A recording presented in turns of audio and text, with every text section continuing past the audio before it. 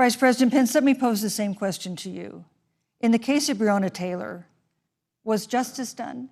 You have 2 minutes, uninterrupted.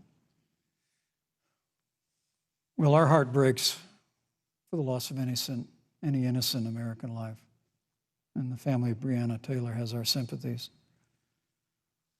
But I trust our justice system, a grand jury that refused the evidence. And it really is remarkable that as a former prosecutor, you would assume that an impaneled grand jury looking at all the evidence got it wrong. But you're entitled to your opinion, Senator.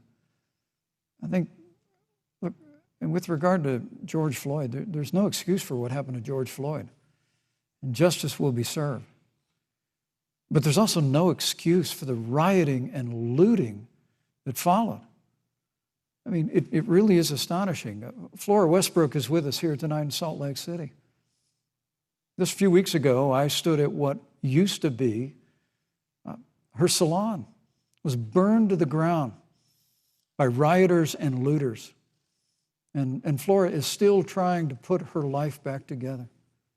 And I must tell you, this presumption that you hear consistently from Joe Biden and Kamala Harris, that America is systemically racist, and that, as Joe Biden said, that he believes that law enforcement has an implicit bias against minorities, is a great insult to the men and women who serve in law enforcement. And I want everyone to know who puts on the uniform of law enforcement every day that President Trump and I stand with you.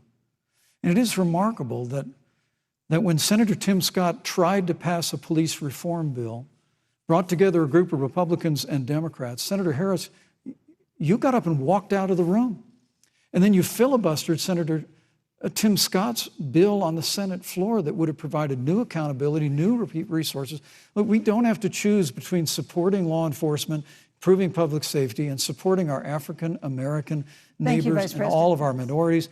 Under President Trump's leadership, we'll always stand with law enforcement, and we'll do what we've done from day one, and that is improve the lives of African Americans. Thank you, Vice President Pence. Record unemployment, record investments in education, and we'll fight for school choice for all of our minorities. Thank you, Vice President. I'd like to respond.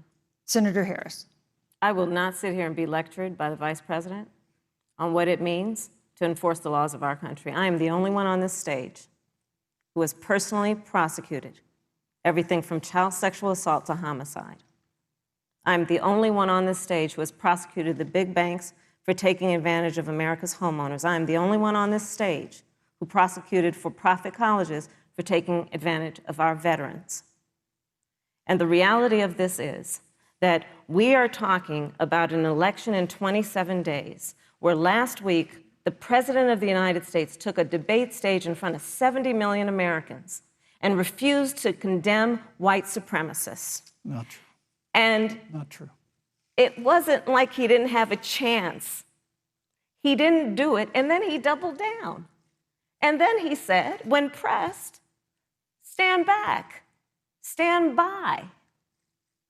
And this is a part of a pattern of Donald Trump's. He called Mexicans rapists and criminals. He instituted as his first act a Muslim ban. On the issue of Charlottesville, where people were peacefully protesting the need for racial justice, where a young woman was killed, and on the other side there were neo-Nazis carrying tiki torches, shouting racial epithets, anti-Semitic slurs. And Donald Trump, when asked about it, said there were fine people on both sides. This is who we have as the President of the United States. And America, you deserve better. Joe Biden will be a president who brings our country together. Senator Harris. And recognizes the beauty in our diversity and the fact that we all have so much more in common than what separates us.